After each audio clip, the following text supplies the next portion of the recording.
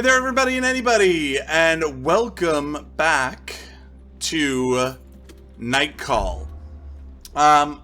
We are on episode 6, which should have been night 5, but now we're on night 6. Unfortunately, what happened is as I was finishing up the game, so it had already saved, it had already gone through, and I was finishing up, and then the computer crashed on me. So my recording got completely wiped. We had added one thing, which I will show at the end of this episode here, to our investigation board. Otherwise, pretty much just went around, talked to a couple of people. Nothing super interesting. We did have one customer that was actually a repeat customer, and I just skipped through their entire chat because of it. Now the difference was this was the person who was a lawyer who was I don't know if you guys remember this from the previous episode. He was a lawyer who was defending some like terrorist or something like that, and he was like questioning why he was doing it. And at the end of the trip, he left a like folder behind. Now in the last episode, we told him, oh, hey, you left this, and he grabbed it and he went. This time I was like, well, they're doing it again. We've already told them about it last time. Let's go ahead and just take it this time. And that was the piece of evidence that we got. So I'll show that to you at the end there. We're going to go ahead and go into night 6. I am slowly but surely losing a bunch of money, and it doesn't look like any of these eyewitness things we can actually do anything with. So we're going to go ahead and I think I can go another night without gas. We're just going to go ahead and pick some people up here and see what we can do. The next passenger getting in your cab enters in a cloud of extremely heavy perfume. It's a well-known scent, one you often see advertised on Champs-Élysées, French. The woman must be in her 50s. She has impeccable posture. The fur she wears around her neck must be worth several days' pay. She opens her mouth. Good evening. Before you start driving, I just need to tell you something very... She purses her lips, attempting to stifle the word she's about to come out, then raises a finger. Shit. Oh! She continues to look at you. Same smile frozen on her face. She just shouted gibberish at you, but her face hasn't budged. It's like she isn't even aware of what she just said. She purses her lips even harder. Hey, doggy foreskin! She shakes her head. I am truly sorry. Please hear me out. She has Tourette's, clearly. You're so taken aback that you find nothing to say. I am suffering from major emotional trauma. It seems to have triggered a very strong verbal episodes. They're exhausting, to be honest. I hope you can understand. Please know that I don't believe a single word I'm saying. She smiles. Tiny dick! It's my husband. She shrugs. Married for 25 years, 2 kids, a house on the coast, all sorts of fun plans for the future. Then a sad smile flashes across her face. Eat shit! She looks at you.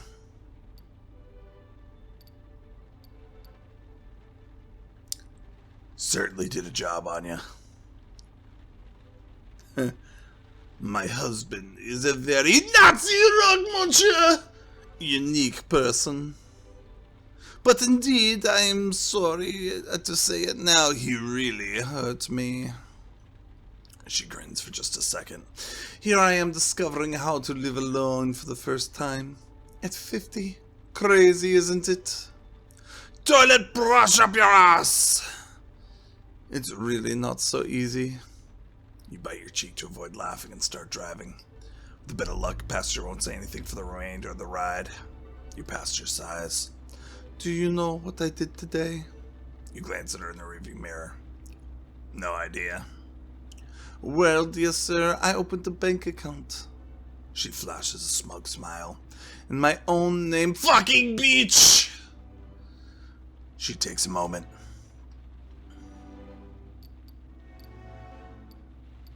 I'm happy for you. Thank you, shit! My husband never thought I needed one. He took care of everything. It was easier. She shrugs her shoulders like it was all of no importance. Double fuck! I get it, you know how terribly complicated all this paperwork is. All these contracts, page after page of tiny print.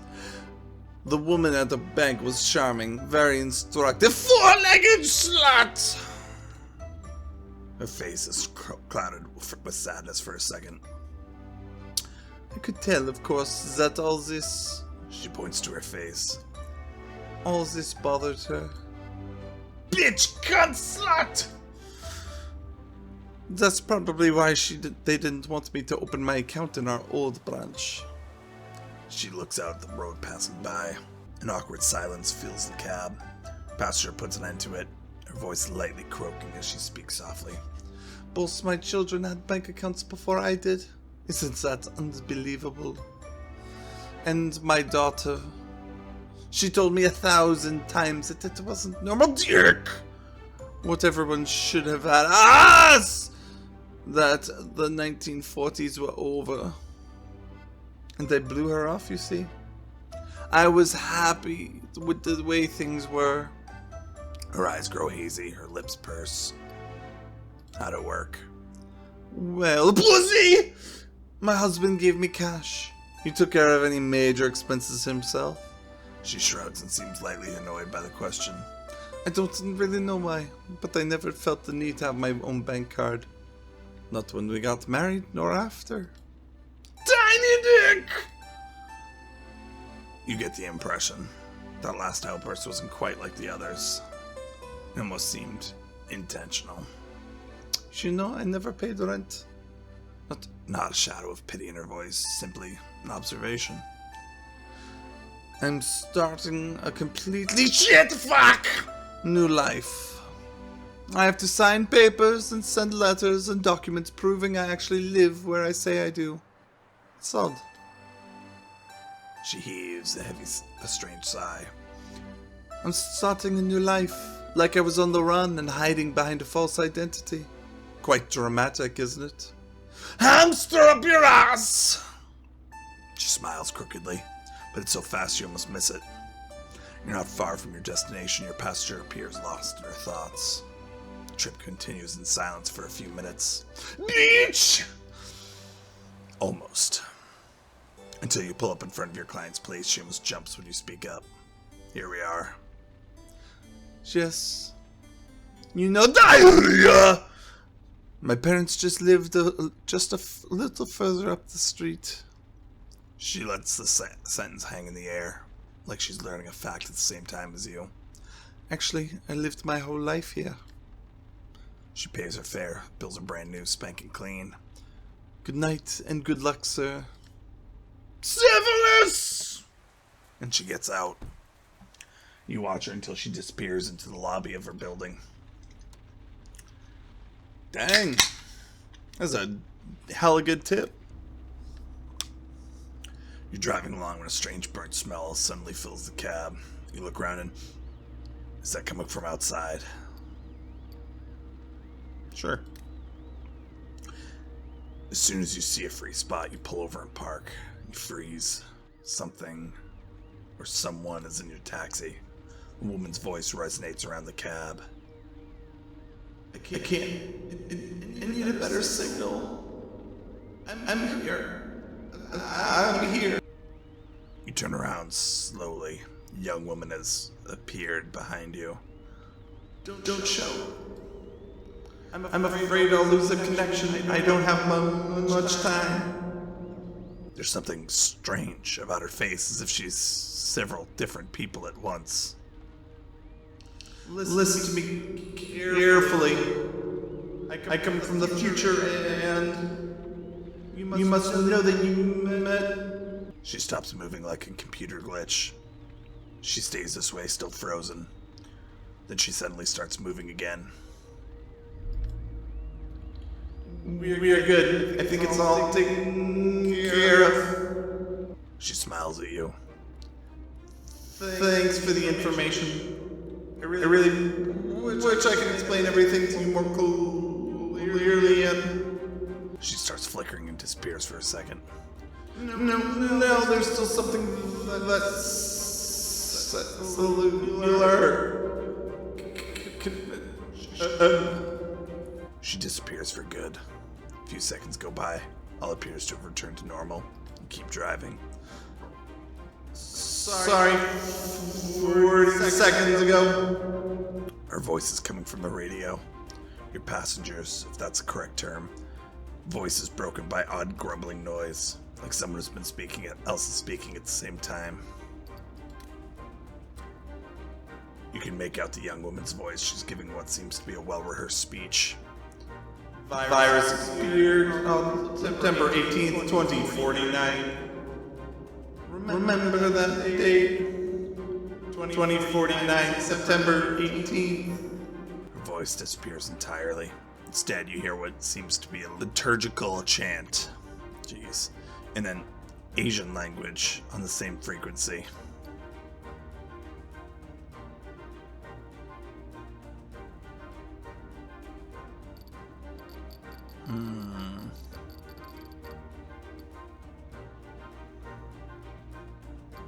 So lower. You look for another station, stop when you hear the young woman's voice. From that point on, we've lost half the population every semester. Just imagine millions dead, mountains of corpses. I was 20 at the time in college. We were fighting to defend robot rights. It all seems pointless now. I lost everyone I knew. Everyone. I had a twin sister. She died almost instantly. The virus attacks randomly, rather than permanent damage. Voice cuts off abruptly. The liturgical chant starts up again. You're able to determine the language. Vietnamese. You find a station which you can make out your passenger's voice. You have to imagine a climate of civil war. The virus mutating. There were mass suicides and a rise in fascism and religious extremism. We've been trying for years to get a record straight about the virus. Science can solve the crisis. Science alone can't. Her voice is drowned out by an avalanche of applause. You hear a new voice, deep, powerful. It's in English. American, from what you can tell by the accent. Leave it on. Travel back. If we created, we can destroy it. I need information. I need passengers. Reassure you. None of this. Anything or control in the past. Risk. Her voice is suddenly clearer than ever. I hope you understand. It's crucial for us that you... One moment, Yes! Strange young one appears all of a sudden in the back seat again. Sorry about all the comings and goings. Our technology's not 100% yet. Tiniest smiles across her face. It's almost invisible. Anyway, I hope you got the point. Especially since we have to remain in hiding for the time being. She stops talking for a second. Her face flickers. They're after us. There's not really any other way to put it. As I was saying, the extremists are trying to... She vanishes out of the blue. The ether smell vanishes. The radio turns off. You pull over as soon as you see a free spot. You remain still for a while. She doesn't seem to be coming back. Shake your head, disturbed by the strange visitor. Get back to work. Well, Sarah Connor came in, talked to us about Skynet. Two women getting to the cab give you their address. They say nothing as you start the car. Faint scent of alcohol hangs in the air they've been drinking. After a moment's silence, the younger of the two breaks up the silence. So, what do you think about him? Who else? Of course, him, not the bar. Well, I'm not sure. Strange sound escapes her. She sighs. He seems pretty dumb. Dumb? How so? You know, dumb as a doornail, all but staring at himself in the mirror over the bar when he went to get drinks. But does that matter? No, not really. He's got a good body, good looking, lots of energy. He's got a sort of animal vibe, a little like a panther. I really like that style. You really like that style? The pastors exchange a look. Older of the two gives her friend a smile. You know exactly what I mean. They reach for each other's hand in the backseat of the car, gestures full of tenderness. A moment's silence. The older woman clears her throat. What about you? What did you think of him? The young woman gives herself a minute to think. I don't know, he was heavy, too sure of himself, and he spends too much time at the gym. Did you get that bit about... Yeah, please. That innuendo about sexual performance? A short mocking laugh escapes her. He was pretty heavy-handed with all his expertise on yoga and orgasms. True though, strong pelvic floor muscles can't hurt. Anyhow, he was all preachy. He should write a book, The Perfect Gift for Your Ex-Husband. They burst out laughing. When the laughter dies down, the younger of the two resumes talking in a more serious tone. Anyhow, like I was saying, she looks at her friend intently. Is it really that important? I mean, we're looking for a donor. Not a father, not a lover, not a guardian, or a godfather. Nothing but a donor.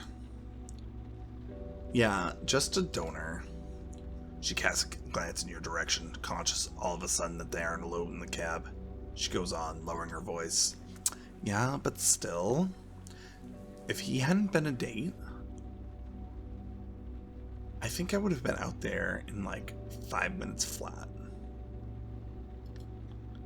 I do yoga, I meditate 6 hours a day, I went to Tibet to learn the ancient art of... And serfdom did exist in Tibet before the 1950s. I checked it on Wikipedia. I thought Buddhists were supposed to be curious and open-minded. He was like some old conservative dude in the body of a young Brad Pitt. Pause again. But like you were saying, does all that really matter? Her friend nods. The two young women are lost in their respective thoughts. You know, I'm not against that kind of stuff or anything. It's up to him, but if he wants to be a drag with all that yoga and meditation bullshit, I don't have a problem with that. She gives her girlfriend a reassuring look.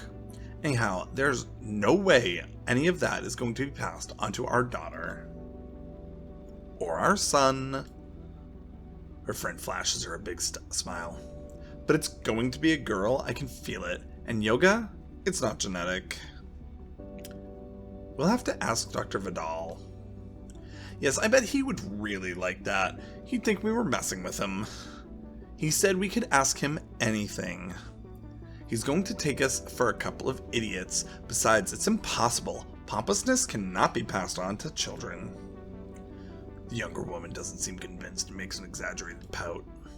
So you're saying an ear for music, yes, that's passed on, but pretentiousness isn't? Exactly. Okay, so if you don't want to believe me... She leans towards you all of a sudden. Sorry to bother you, but did you hear what we were just talking about? Yeah, I did. No need to feel embarrassed or anything. We are talking out loud after all. Her friend lets out a sigh. Come on, leave him alone. I was just asking. Well, right, so My wife and I are meeting potential donors in order to conceive a baby. Partner rolls her eyes. We were wondering if you thought pretentiousness could be passed on to children. Genetically. You give her a look in the rearview mirror and take a moment to answer. The question is so utterly absurd. Leave him alone, Emily. He's a taxi driver, not a geneticist. Don't get all worked up about it. I'm just asking his opinion. Okay.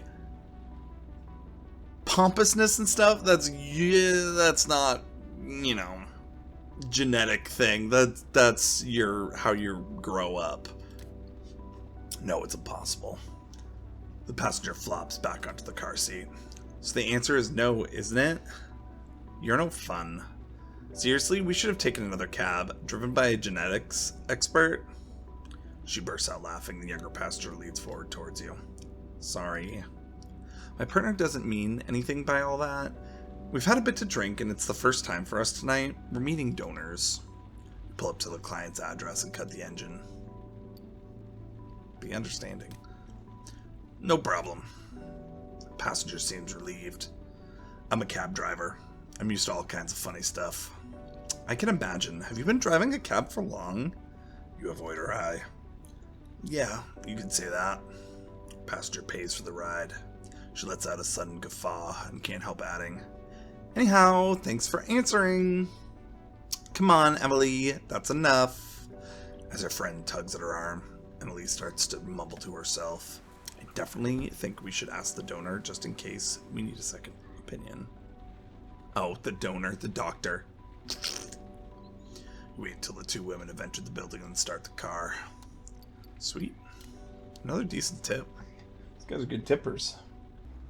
What should I give him for an accent? Oh, well, Shinji Kurumada. I'm going to say he's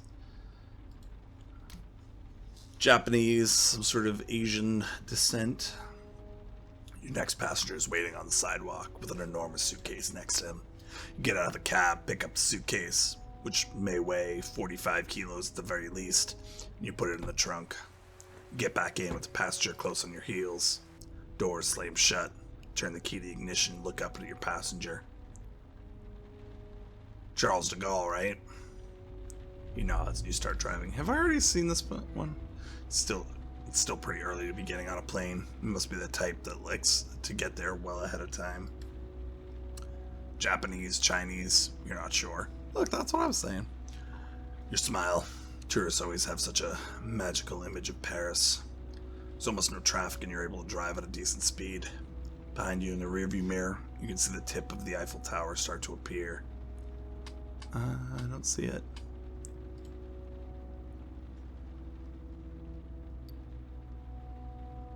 Yeah, let's say nothing here. Keeps staring at you with an annoyed expression. He obviously doesn't understand. Okay, nope. Sorry, I don't speak Chinese or Japanese. Well, Chinese, I mean, obviously there's, Mandarin or whatever, but yeah, nope. His voice is frank with a dose of exhaustion. Okay, it's Japanese, you're sure now. Oh, there you go. He imitates the sound of a plane taking off.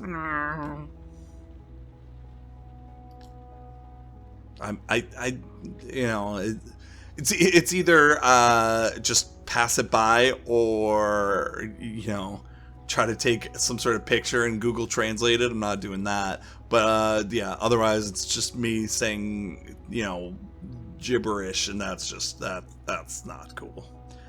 You think you may recognize the name of the airport? Airport. He nods. He turns away so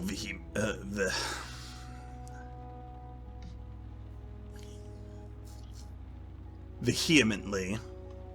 You understand he wants to be left in peace. He wants calm and silence. You hear him mumbling to himself. His voice is deep and heavy.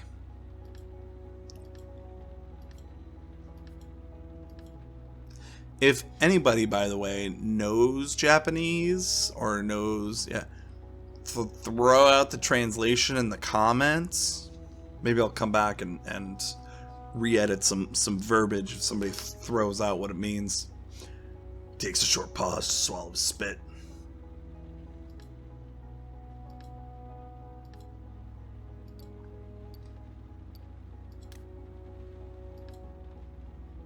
The tone of his voice makes you think he's making a list of all the things he hated.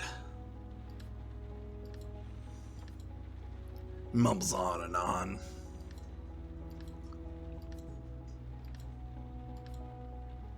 He's made that sound before. Third time. You immediately recognize the word. Versailles? Versailles. He bursts out laughing.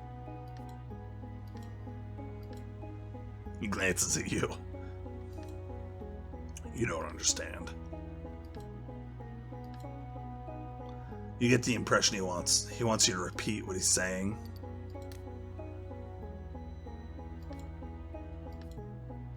He nods.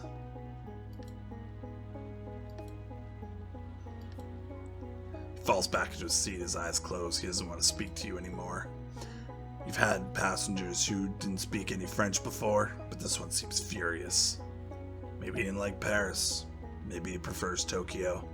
You smile. For just a second, you imagine yourself as a taxi driver in Tokyo. Businessmen, well-dressed high schoolers, those Japanese mobsters. What are they called again? Ask him, do it. What do you call the Japanese mafia again? He doesn't budge, but he lets out a groan. Mafia? Groan. You recognize the word. Yes, mafia. A minute goes by, he sits up. Yakuza! That's it. He stares at you. Yakuza, exactly. He starts laughing slowly at first, then quite loudly. He shuts his eyes again. You keep driving. Think about that movie you saw during your hospital stay. Black American soldier, on the run, starts hanging out with some sort of bum who's a huge jazz fan. It was a singular movie. Incredible. Made a real impression on you. Title was... No, you can't remember the title, and how could you possibly describe it to your passenger? Possible. What a shame you can't speak his language. What a shame not to understand him, not to be able to talk about it. You sigh. Maybe later you'll have time to learn Japanese. It's probably hard. Not the same alphabet, not the same letters. But then again, your parents could read in Arabic and write in French. So, you could too? Yes, later. You'll have time. And then, here you are at the airport. A heap of ramps and tunnels brings you to the drop-off zone. You pull to a stop and your client wakes up. He notices the airport, a few taxis, you're on fatigue. Starts talking peacefully in a soft voice.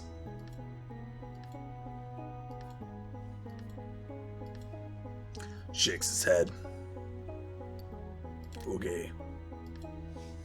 Pays his fare with a twinge of shame. Get out of your taxi and help him get his suitcase out of the trunk.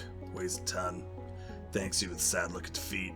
Grabs onto your sleeve as you try to beg it back into your car. You nod, very slowly. Me too. He looks over you slowly from head to toe. Starts speaking again, his voice is monotone and completely void of emotion. Something inside you resonates, like he understood what he just said. He lost someone, his wife maybe. He looks upset. He shakes his head. He should have come with someone. If only you could understand him. He bows. When he straightens up, his eyes are misty. You don't know why, but it seems normal to reply, "You're welcome." He walks away with his huge suitcase. When he's almost to the doors, he stops and turns around. You practically jump. He just said the word, "Yakuza! Yakuza!" He bursts out laughing. He walks into the airport. Sliding glass doors close behind him. You start to realize the airport is waking up all around you. A woman who must have been a Viking in another life is pushing a floor waxer across the tiles in the entryway, just below the heating vents. A fellow driver waves as he's leaving the drop-off zone. Plane, maybe the first one of the day, appears in the sky. You get back in the taxi. For a minute, you rub your freezing hands together to warm them up. Just a few seconds before driving off. Alright. I think the part of this job, though, is not to actually make a profit during this situation. I don't know, maybe it's just me. I think the whole point is to, like, slowly lose your money until you win this thing. Alright, oh, that's a woman. Takes you a minute to realize the person who just got into your cab is a woman, probably because she's bearded. You hate it when your brain skips a beat, when you misread a face on the scene, and yet she is in fact a woman with a beard, and a small battered suitcase. Gee, not unhappy to be here. She lets out one of those distinctive sighs the kind of traveler gives after a long plane ride, and gives you an address in the suburbs. You start the cab. The road is wide open, no traffic. You glance at your passenger. You got in late? Delayed for hours in New Delhi. I thought we never leave. How did you like India? It was incredible, a real experience. She stops short. I'm sure you hear that all the time for passengers back from there. You smile. No, actually I don't. Really? Most of my passengers find it too dirty, too crowded. They complain about the spicy food, the noise, the smells. She gives a short laugh. True enough, but I don't get it. All of those people who go to countries that are so completely different and who come back. Wait, blah, blah, blah, blah, blah. Let me try that one again. True enough, but I don't get it. All those people who go to countries that are so completely different and who come back in shock. Of course, a country like India is going to be different. It's an entirely different world with its own communities, languages, and customs. No connection to ours whatsoever. You smile. But it was a chance for me to let my beard grow in. She runs a hand through her beard. Gestures new to her. Clearly hard won. What do you think? Takes you a minute to respond. Don't worry, tell me the truth.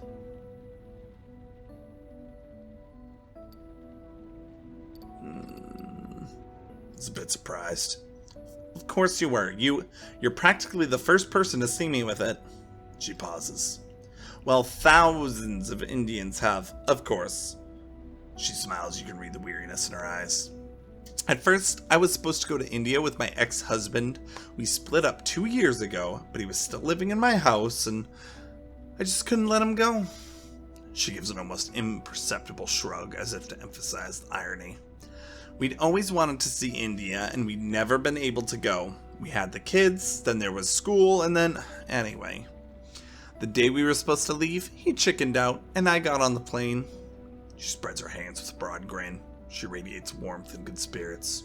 She'd been the perfect grandmother. Warm, slightly eccentric, ready for adventure.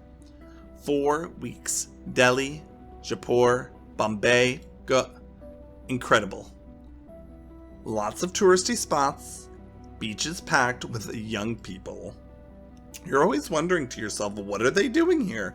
Do their parents know about this? I left with my overnight kit. It was in my... Oh, I left without my overnight kit. It was in my ex-husband's suitcase. It's been growing in for 20 years. For 20 years, I've had to shave, to wax, and apply makeup. For 20 years, I've been avoiding long trips, surprises, unforeseen events. Your passenger's voice is bursting with energy. You can't help but smile. And so here I am, growing this very full beard. Anyway, people, they don't give a shit about me, except to make fun of me. So I stopped caring. You can't begin to imagine how it feels, not having to shave, and to put makeup on every day. You could see the fatigue in her eyes, the exhaustion. Every single day. My children don't know about my beard. They never have. Never saw it before, never realized. Well, I think. I've thought about it. At first, when the hair started coming in, I was pretty worried. I had my doubts. But now, I know for sure. She marks a deliberate pause for dramatic, almost comic effect. The truth is, I don't care what my kids think. I spent my whole life living for them. It's my turn now. It's my turn to be someone to make a real racket. She flashes you a smile that instantly fades. Well, that's easy to say right now. What with the fatigue of traveling and all? But maybe tomorrow, when I see them again? She stops short, as if to compose herself. Anyway, tomorrow is another day, all in good time. You drive around the street. Her passenger glances out the window anxiously. You pull up to her address, small suburban house like thousands of others, in need of a fresh coat of paint. Everything alright? There's just one more thing I have to do. I have to kick my husband out once and for all. She pauses. My ex-husband. She grins and hands you the fare. She lets out a long, happy sigh, then adds energetically. Good luck to you, and remember, keep that smile on your face. She walks away from the taxi, small suitcase in hand. Drive away, your spirits renewed. No tip? Bitch. Door opens. It's her of a homeless man like hundreds of others in Paris. You've known each other for years, and every now and then he asks a favor of you to drive him someplace. As usual, he greets you quietly, though he seems a little on edge. Hey, buddy. What's up, bub? He had a strange verbal tick that you never really understood. You start the cab. Passenger in the backseat is whistling a funny tune. He's in a pretty good mood. You look good. Yeah, thanks. Some days are like that. Everything goes your way, eh? Belly's full, your buddies around you are around to help you. You're not cold. Gives you a smile. And then, you get good news. Oh, really? Really? Something you're glad to hear. Out with it then. Well, it's my ex-wife. She just got married again, and a real love story and all that. Just the way we like them. How'd you find out? She sometimes comes around with stuff for me. She told me. She was embarrassed. She gave me a blanket, a few books, some canned food, ravioli. She do that often? Yeah, from time to time when she comes back to Paris. In the rearview mirror, the passenger's face clouds over, as if what he was trying to say is sunk in. Suddenly, between clenched teeth, he hisses. Oh. You look up. Really? Huh? I thought you said something. No, He gives you a toothy grin. Suddenly, Herb opens the cab door. You can pull up over here. I don't want you to get in any trouble. The guys in that squat can be a little on edge, Hedge. You park the car and Herb opens the door. Good night and thanks again, Ken. Gives you a smile. A moment later, Herb vanishes inside a graffiti-covered building. Its imposing Art Deco facade mesmerizes you for a second. Then you start the cab. That's fine. Let's go in. Let's talk to the guy here. Guy by the counter doesn't even look at you when he starts in a lazy, lifeless tone. Yeah. Talk with him. You examine the newspaper and magazine covers. The serial killer is on the front page of all of them. Crazy, isn't it? Think they'd have caught him by now. Clerk smiles. You recognize the twinkle in his eye. Guy has something to tell you. Perfect. Nuclear. Let's buy that. You sigh. I was hoping. I don't need a newspaper. We're good. Please come back soon. The clerk is in the middle of his sentence when you leave the shop. Passenger slips in the back seat, dragging a backpack that apparently weighs a ton. You want to put that in the trunk? She refuses politely with a shake of the head. Thanks, but I'm going to have to get used to keeping it with me. It's going to be on my back for an entire month. You smile and start the cab. Glance in the rearview mirror. Your passenger is rather young and the camera around her neck looks very expensive. Her backpack, scarf, and clothes are fairly worn. Where are you headed? She doesn't answer right away. She lowers her eyes. I'm on my way to Greece to join an NGO rescue vessel. An NGO?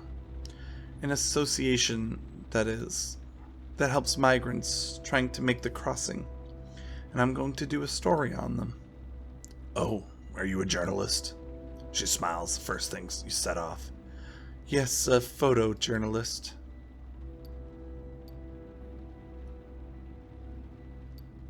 I imagine it's going to be pretty tough. Tough, yes, it's going to be very hard. But I want to do it. I volunteered. I even made a fuss to get the assignment. Her tone of voice is increasingly shrill. I read firsthand the accounts. I talked to journalists who have worked on the subject. I can't just ignore the whole thing. She gives a short laugh.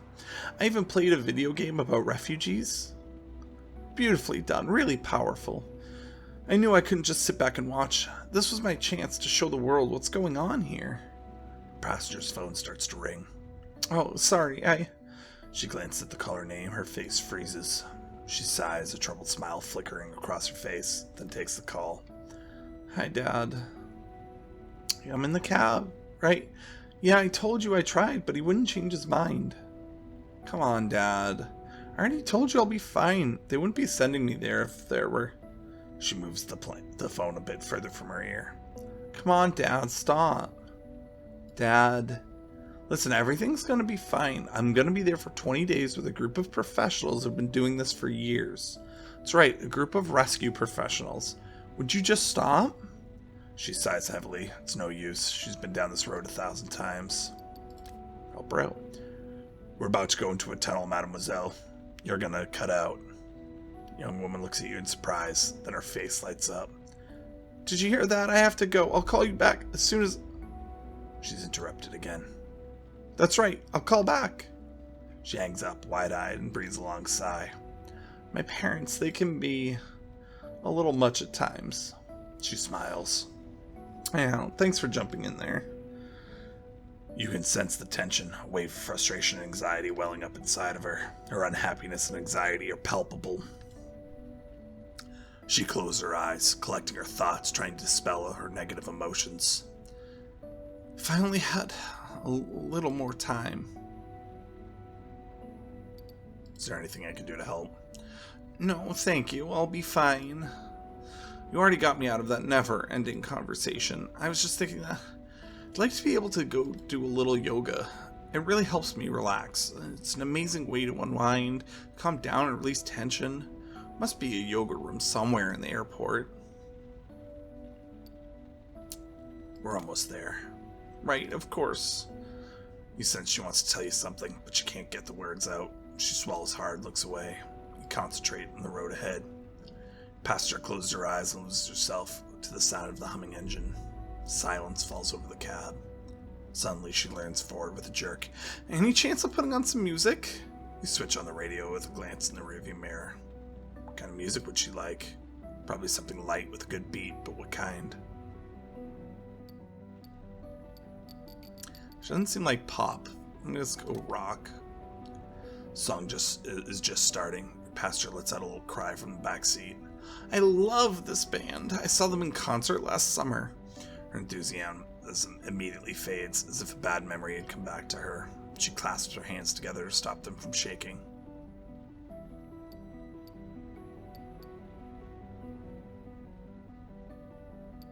You want me to change stations? She seems surprised, and you ask and sits up a little straighter. No, don't. I'm sorry.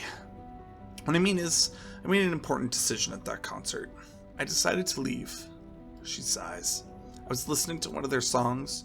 The words go something like, "Get up, take a stand, only you can change the world." It made an impression on me. I don't know if it's true or not.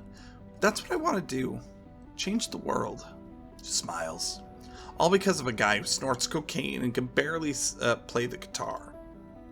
She looks up at you. He beats his wife, too. I don't know why I said that.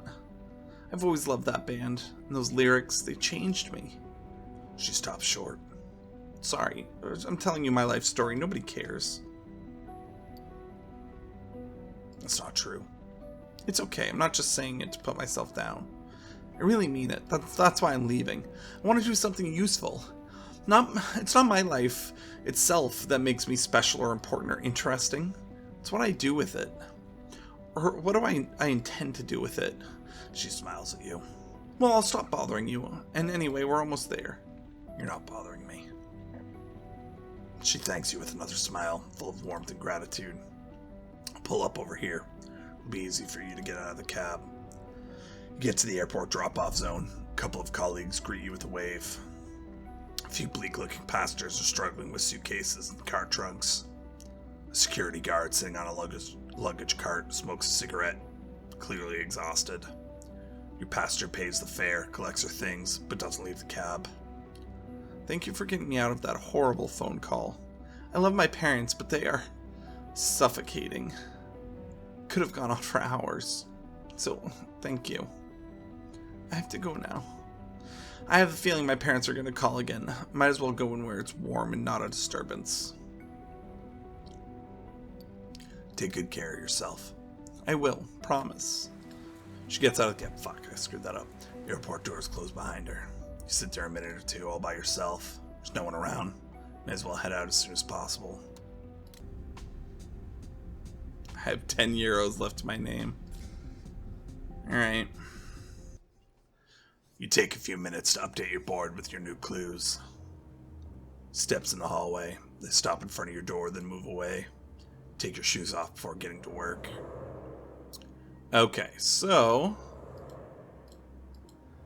number one, the thing that I got was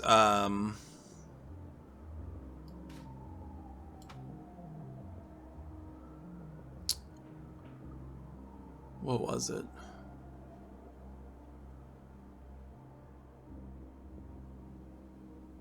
I think that they were responsible for the Vicodin scandal and never trialed, so it makes me really think that it's this guy, because you got the "you deserve this" one. It doesn't make sense for him there.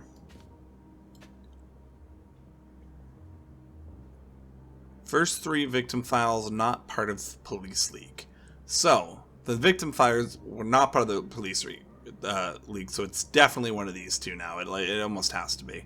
And I'm pretty sure it's this guy. There's not much going on here, and this guy makes more sense. Because he's in the 70s. Yeah, he's from the 70s, but his dad was from the 70s, so it makes sense.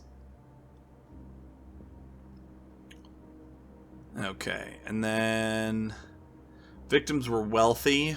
We heard that at a gas station. That's pretty useless. Alright. Pretty sure I can just get rid of all these.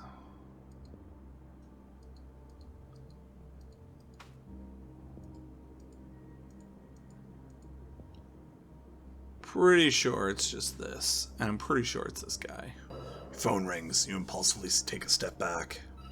It's the moment of truth. Pick it up. Hello. Ah, Bassett. Hi. Ice cold. So? She heaves alongside. There's no background noise. She must not be at the station. Where are you? For a second you think she's going to tell you, but then... Somewhere. None of your business. Like clinking noise. Sound of a teacup on a coaster, maybe. I'm listening. What have you got for me? She clears her throat. Her voice sounds louder, more confident. You glance at the wall. Suspects are all lined up. All the evidence, whole mess of your ideas, your stomach is in a knot. I don't have to remind you, you cannot get this wrong. I have a meeting in 2 hours with the district attorney and the chief of police. Even the minister of the interior will be in a corner of the room somewhere. Obviously, I'm thrilled. But I certainly don't want to be put too much pressure on you. You can almost hear the smirk she must be wearing. You lay the receiver down on the table. Now you have to decide. Oh, geez.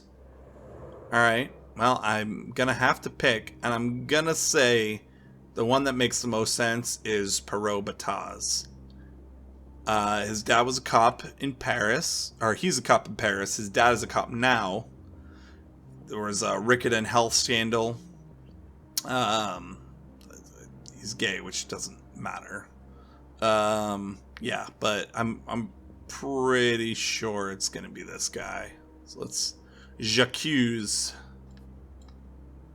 Pick up the phone, back up, and explain your choice to Lieutenant Bissett.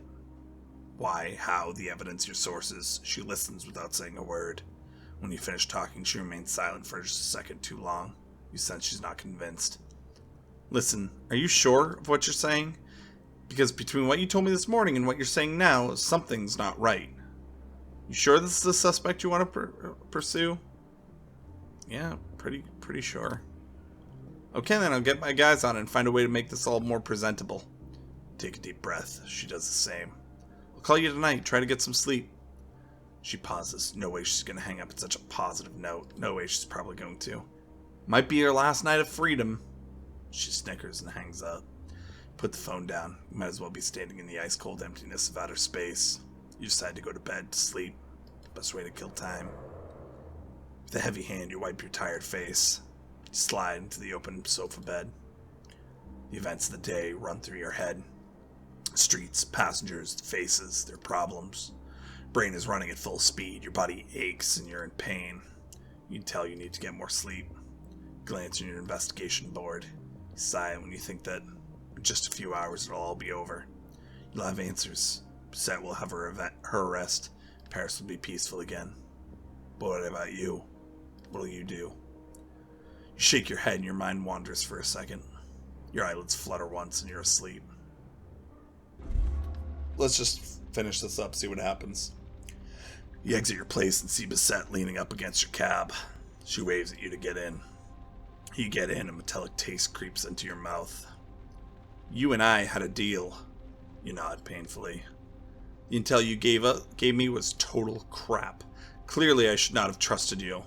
Voice suddenly sounds distant and rumbling. You're coming with me to the station. We're going to talk about what'll happen next. Like a storm, a tempest that destroys everything in its path. Everything. Believe me, the DA is dying to meet you. What'll happen next? She'll drag you to the station, blame you for everything. Everything that seems to believe anything she says. All the evidence she has is false. Next day, you face in the cover of all the magazines. Your name is on everyone's lips. You're the killer everyone's been waiting for. You're fucked. Okay, so, well, that makes it easier. So, we screwed up. I swear it was that guy. It must be the old dude. I don't know. Nobody else really makes sense. Anyway, we are going to call this one a night. And we will pick it up. I'll probably have to go through, see a couple more things again. In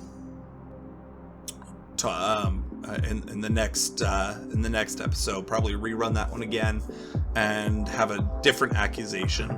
Anyway, I hope you guys enjoyed. If you did, make sure you like, comment, subscribe to the channel, and I will see you guys in the next one. Later.